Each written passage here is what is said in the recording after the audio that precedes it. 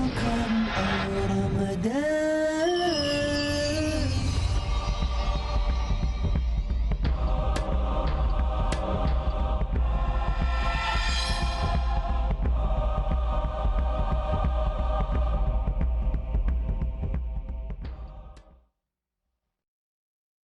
الحمد لله رب العالمين والصلاة والسلام على رسوله الأمين وعلى آله وصحبه أجمعين إلى يوم الدين أما بعد فأعوذ بالله من الشيطان الرجيم بسم الله الرحمن الرحيم شهر رمضان الذي أنزل فيه القرآن هدى للناس وبينات من الهدى والفرقان فمن شهد منكم الشهر فليصمه ومن كان مريضا أو على سفر فعدة من أيام أخر.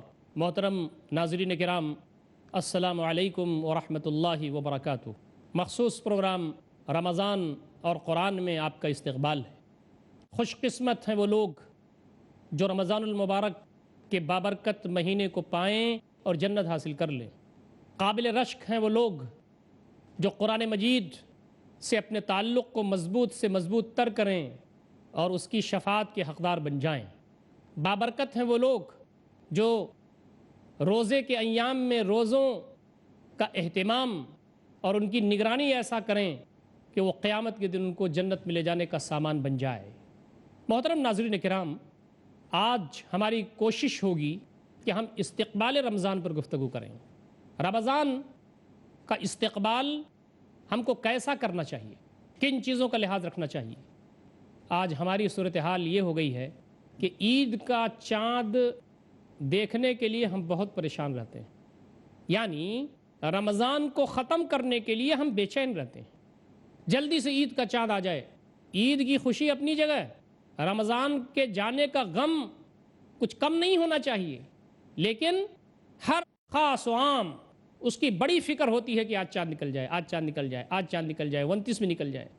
اور عید کا چاند دیکھنے کے لیے بہت فکر مند، لیکن رمضان کا چاند دیکھنے کے لیے خال خال لوگوں کو فکر ہوتی ہے. رمضان شروع ہو جائے، رحمتوں اور برکتوں کا مہینہ، آج شام ہی چاند نظر آ جائے، اللہ رب العزت کی نیکیوں کا موسم بہار کا مہینہ شروع ہو جائے، اس کی تمنا بہت کم لوگوں کو ہوتی ہے. رمضان کا چاند دیکھنے والے بہت کم نظر آئیں گے آپ کو. عید کا چاند دیکھنے والا ہر شخص.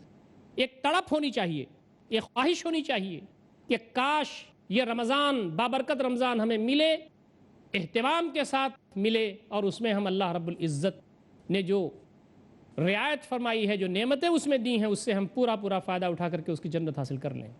تو رمضان کے آنے کا استقبال ہمارے ہاں ہونا چاہیے. کیا ہم تیار ہیں اس کے استقبال کے لیے؟ کیا ہم تیار رہتے ہیں اس کے استقبال کے لیے؟ کیا ہمارے پاس پہلے سے چیزیں طے رہتی ہیں؟ صحابہ کرام رضوان اللہ تعالی علیہم اجمعین کے بارے میں آتا ہے کہ نبی اکرم صلی اللہ علیہ وسلم کی اقتداء میں، آپ صلی اللہ علیہ وسلم کی سنت پر عمل کے لیے وہ رمضان کی تیاری بہت پہلے سے کرتے تھے. نبی مکرم صلی اللہ علیہ وسلم خود رجب ہی سے رمضان کی تیاری شروع فرما دیتے تھے. شعبان میں کثرت سے روزے رکھتے تھے. حضرت عائشہ رضی اللہ تعالی عنہ فرماتی ہیں کہ نبی اکرم صلی اللہ علیہ وسلم جتنا شعبان میں روزہ رکھتے تھے، رمضان کے علاوہ اور کسی مہینے میں اتنا روزہ نہیں رکھتے تھے.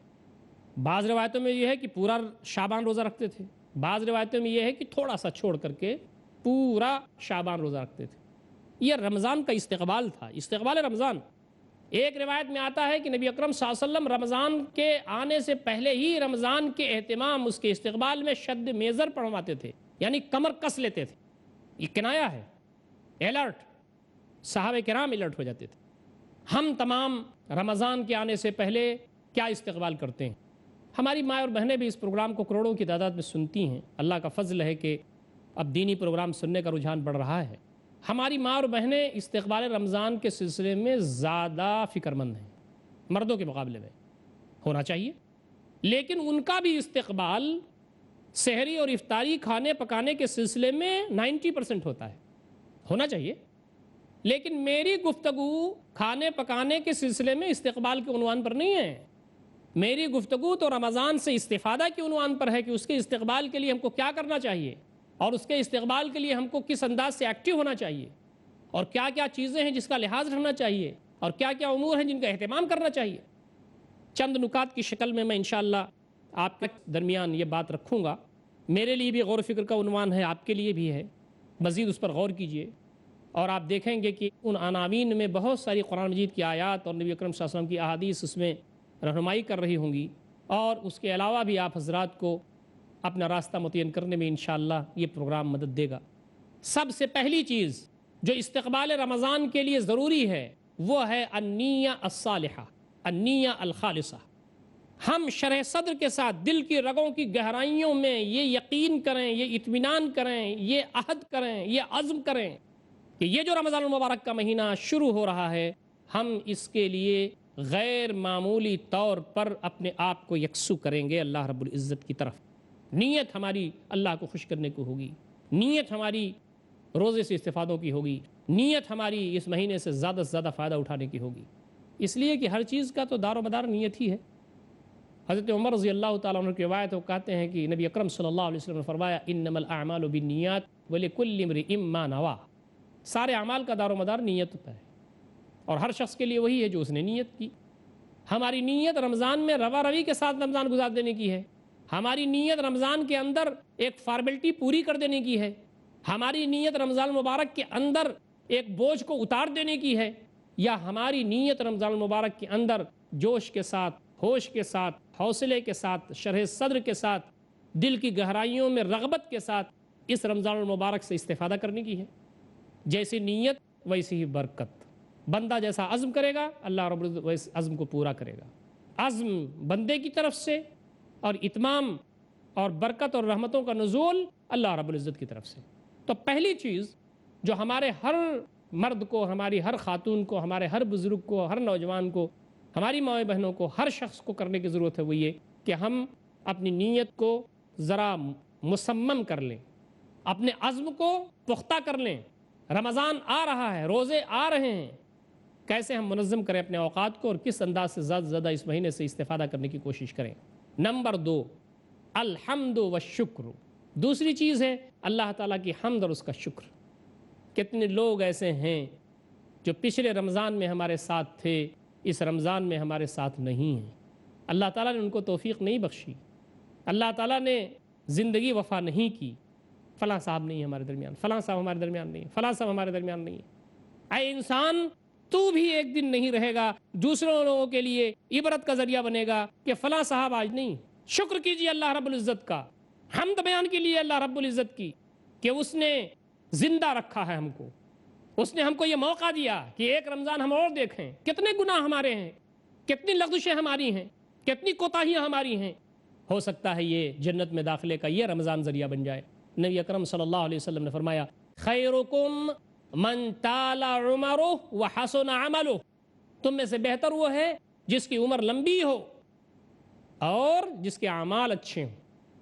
آدمی کی عمر جو ملتی ہے ایک ایک دن کر کے، لمحات اور گھنٹے اور دن اور ایام اور سال کر کے جو اس کو ملتے جاتے ہیں، اس میں اگر اس کے اعمال اچھے ہو رہے ہیں تو ذخیرہ اجر آخرت، اور اگر کہیں اعمال اچھے نہیں ہیں تو ابال، بوجھ، پریشانی اور سختی میں اضافہ۔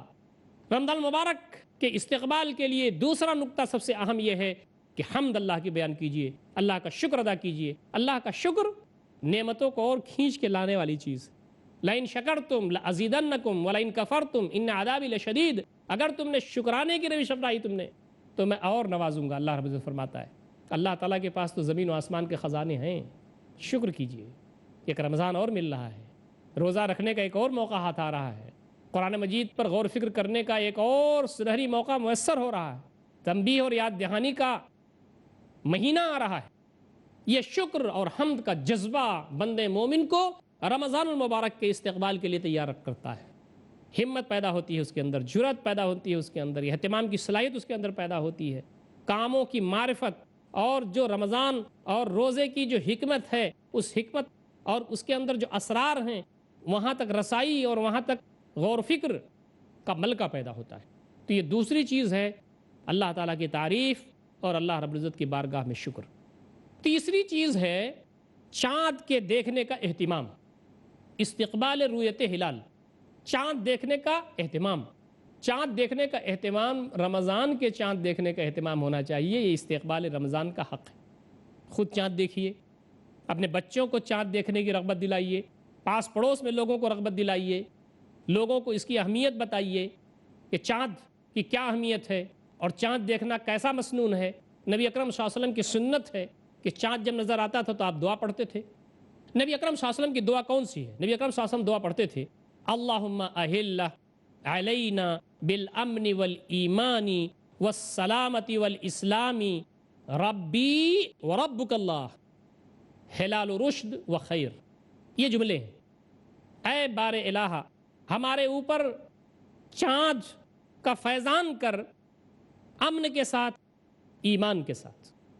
یہ جو چاند جو طلوع ہو گیا ہے رمضان کا، اللہ رب العزت تو سراپا امن بنا اس چاند کو، اس مہینے کو، ہمارے ایمان میں اضافہ فرما، والسلامتی والاسلام، اور یہ چاند سراپا سلامتی ہمارے لیے ہو، یعنی پورا مہینہ سلامتی کا ہو، والاسلام، اور ہماری اطاعت و فرمانبرداری میں مزید اضافہ ہو۔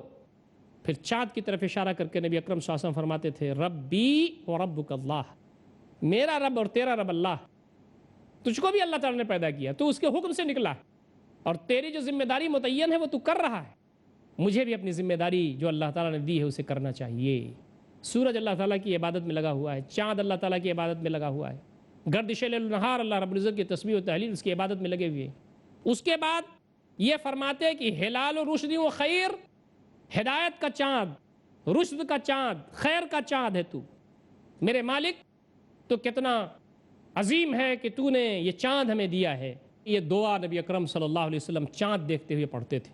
تو استقبال رمضان کا تیسرا نقطہ یہ ہے کہ ہم کو چاند دیکھنے کے سلسلے میں محتاط ہونا چاہیے، چاند دیکھنے کے سلسلے میں متفکر ہونا چاہیے، چاند دیکھنے کے سلسلے میں اہتمام کا مظاہرہ کرنا چاہیے، چاند دیکھنے کے سلسلے میں رغبت اپنانا چاہیے، چاند دیکھنے کے سلسلے میں خود بھی اور بچوں کی تربیت کرنا چاہیے، اور چاند کی دعا بھی یاد کرنا چاہیے۔ اللہم اہلہ علینا بالامن والایمان والسلامت والاسلام ربی وربک اللہ ہلال رشد و خیر۔ یہ استقبال رمضان کا حق ہے۔ پہلے سے موڈ بنانا، پہلے سے ذہن سازی کرنا، پہلے سے اپنے آپ کو تیار کرنا، پہلے سے آدمی جب الرٹ ہوتا ہے تو نشانہ پر پورے کے پورے جا کر کے وہ پہنچتا ہے۔ رمضان کے سلسلے میں استقبال رمضان کے حوالے سے اگر ہم سنجیدہ ہوں گے، الرٹ ہوں گے، تو انشاءاللہ العزیز پوری جو رمضان کی رحمتیں ہیں، برکتیں ہیں، نوازشات ہیں، وہ انشاءاللہ ہم کو حاصل ہوں گی۔ محترم ناظرین، وقت ہو رہا ہے ایک چھوٹے سے وقفے کا، انشاءاللہ وقفے کے بعد پھر حاضر خدمت ہوں گے، آپ جائیے گا نہیں کہیں، سلسلہ کرام جاری رہے گا۔ والسلام علیکم ورحمۃ اللہ وبرکاتہ۔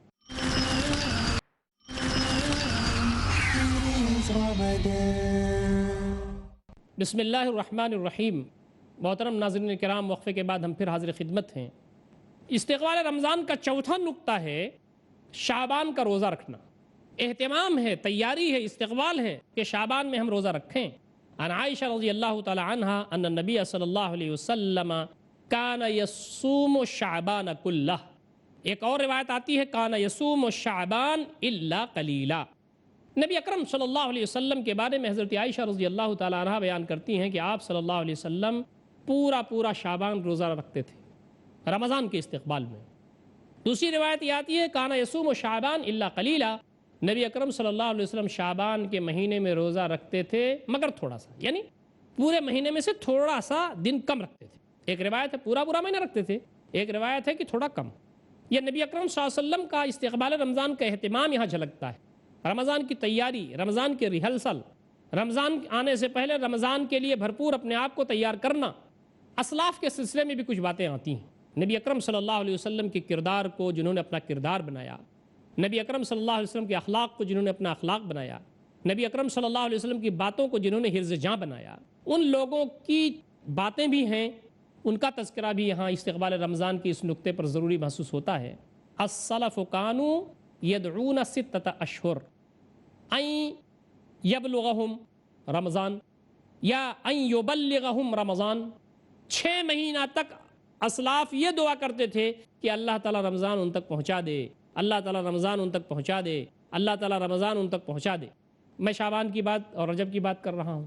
سلف کے بارے میں آتا ہے کہ وہ 6 مہینہ پہلے سے کوشش میں رہتے تھے، دعائیں کرتے تھے اللہ تعالیٰ سے کہ بار الہ ہمیں رمضان دے دے، ہمیں رمضان دے دے، ہمیں رمضان دے دے۔ قیامت نہ آئے اس سے پہلے رمضان دے دے، اور ہماری عمر میں اضافہ فرما کہ ہم رمضان دیکھ لیں، پتہ نہیں کیا کچھ گناہ ہمارے ہیں جو ابھی نہیں صاف ہوئے ہیں، پتہ نہیں میری مغفرت ہوئی ہے کہ نہیں، جنت کے لائق ہوا کہ نہیں، میرے مالک رمضان عطا فرما دے، عطا فرما دے۔ 6 مہینہ تک دعا کرتے تھے۔ آگے یہ آتا ہے ثم يدعونه 6 اشہر حتی یتقبل منہم، پھر رمضان جب ختم ہو جاتا تھا تو 6 مہینے تک وہ اللہ تعالیٰ سے یہ دعا کرتے تھے کہ بار الہ، یہ جو رمضان میں جو عبادتیں کی ہیں، جو ریاضتیں کی ہیں، جو رمضان میں ہم نے محنتیں کی ہیں، جو رمضان میں ہم نے تیرے احکام کو تسلیم کیا، اس پر عمل کیا، تیری منہیات سے ہم رکے ہیں، بار الہ ہماری عبادات کو، ہماری کوششوں کو قبول فرما۔ 6 مہینے تک یہ مستقل دعا، یہ ہمارے اسلاف کا عمل تھا کہ وہ دن بھر روزہ رکھتے تھے، روزہ بھی اتھینٹک قسم کا، روزہ بھی اخلاص کے ساتھ، روزہ بھی سارے شرائط و آداب کے ساتھ، اور اپنے روزے کی حفاظت فرماتے تھے ان چیزوں سے جس سے روزہ باطل ہو جاتا ہے یا جس سے روزہ کم ہو جاتا ہے۔ لغو بات نہیں کرتے تھے وہ پہلے سے الرٹ کہ ہمیں لغو فلاں ساری چیزوں سے۔ ویسے بھی مومن کا کردار یہ ہے کہ وہ لغو باتوں سے دور رہتا ہے، پرہیز کرتا ہے، لیکن ان کا عمل یہ تھا کہ وہ لغو باتوں سے بہت کرارہ کش رہتے تھے۔ واللہو، جو چیزیں غافل کر دیتی ہیں بندے کو اللہ اس کے رسول سے، اس سے وہ دور رہتے تھے۔ واللعب، کھیل کود کی چیزوں سے دور رہتے تھے۔ والغیبہ، غیبت سے دور رہتے تھے۔ کسی شخص کی کمی ہے، آپ اس کے پیٹھ پیچھے بیان کر رہے ہیں، غیبت کرنے سے اللہ رب العزت جو ہماری عبادات ہیں اس کو کوئی اہمیت نہیں دیتا، اور ہمارے خلاف ایک وبال، ایک بوجھ لکھا جاتا ہے۔ النمیمہ، چگلی، اس سے بھی بچنا، ان کی بات وہاں لگا دیا، ان کی بات وہاں لگا دیا، ان کی بات وہاں لگا دیا۔ والکذب، جھوٹ، ان ساری چیزوں سے اسلاف بڑی پابندی کرتے تھے، اور اس چیز کے لیے پہلے سے وہ پیش بندی کیا کرتے تھے۔ روزے کی راتوں کو، رمضان کی راتوں کو مناتے تھے، احیا کرتے تھے، جاگتے تھے، اس میں زندگی لاتے تھے۔ کیسے؟ بالقیام، تہجد کی نماز پڑھ کے، و تلاوت القرآن، قرآن مجید کی تلاوت کر کے، اللہ رب العزت کو یاد کر کے، اللہ رب العزت کے عبادات اور اللہ رب العزت کی جو تعلیمات ہیں اس پر غور فکر کر کے۔ کانوا یتعاہدون فیہ الفقراء والمساکین بالصدقہ والاحسان، فقراء ہیں، مساکین ہیں، ان پر انفاق کر کے، ان پر احسان کر کے، ان کے کام آ کے، یہ سب چیزیں طے تھیں ان کی۔ پہلے سلسلے میں وہ تیار رہتے تھے کہ ہمیں رمضان کے اندر کھانا کھلانا ہے، لوگوں، ہمیں رمضان کے اندر روزے دار کو افطار کرانا ہے۔ وہ اطعام الطعام و تفطیر الصائم، جو روزے دار ہیں ان کو ہم روزہ کھلوانا ہے، ہم کو روزہ افطار کرانا ہے۔